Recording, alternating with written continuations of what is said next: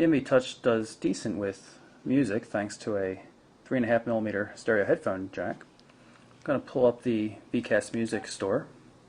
You can shop for music directly on the phone, download directly to the phone. Also supports Rhapsody and sideloading.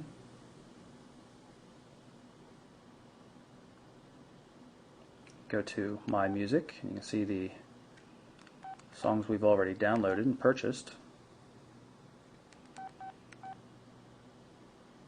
You can create playlists on the fly.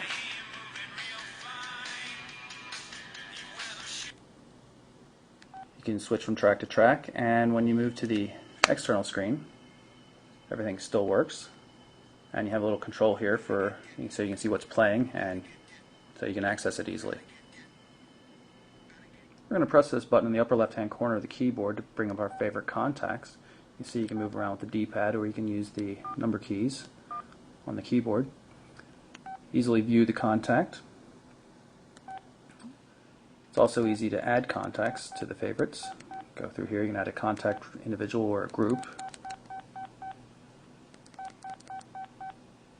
We'll add that test account. Now, one of the complaints I have with it, though, is once we've got it added, you would think that if we were to hit the center button, it would give us a list of options of things we could do. Instead, we get this kind of cryptic message, and then we can, text or video and that kind of thing, but not call. Overall, it's just a little bit odd. It's not as useful as it could have been, I suppose. I'm going to pull up the browser, which is quite nice considering this large, high-res display. Got a 3G data connection here, not a particularly strong one, as you can see, but I'm going to hit the left soft key here, bring up the navigation controls. We're going to go enter in the address manually, and as luck would have it, the history is also shown. We can just choose from there, pull up the Mobile Burn website. You'll see it does a pretty decent job of rendering the site the way it's supposed to look, even if it doesn't come down super fast.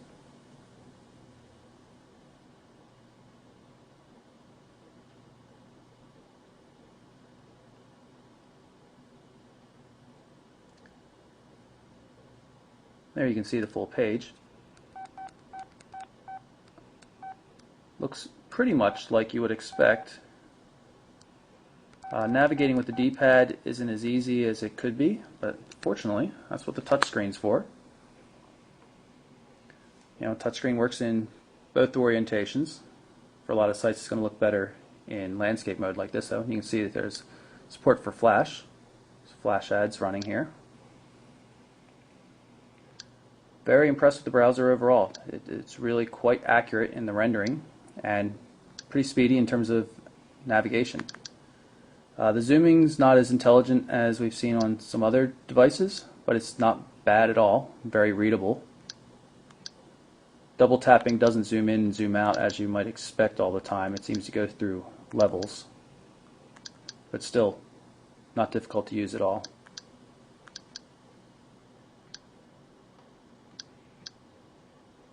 And the fact that it works in landscape portrait mode and with both displays is really kind of cool.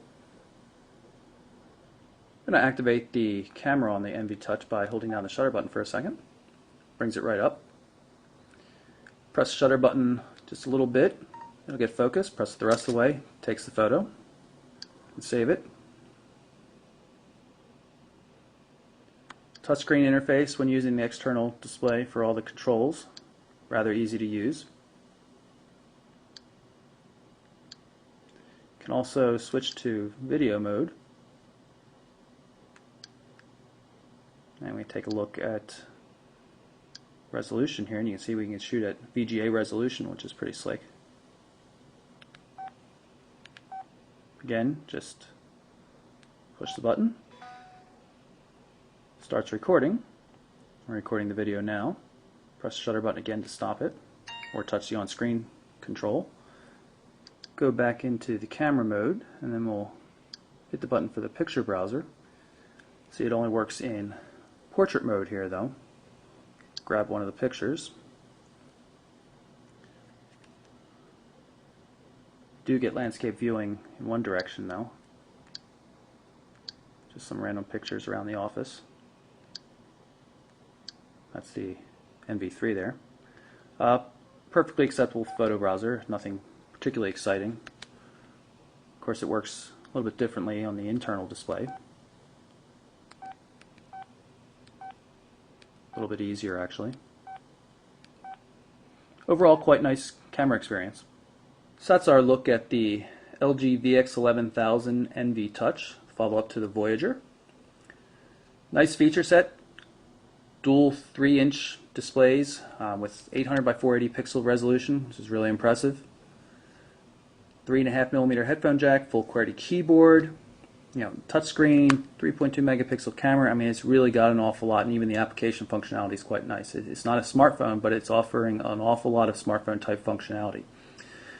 Should be available by the time you see this video, or soon thereafter, for $149.99 from Verizon with a new 2-year contract.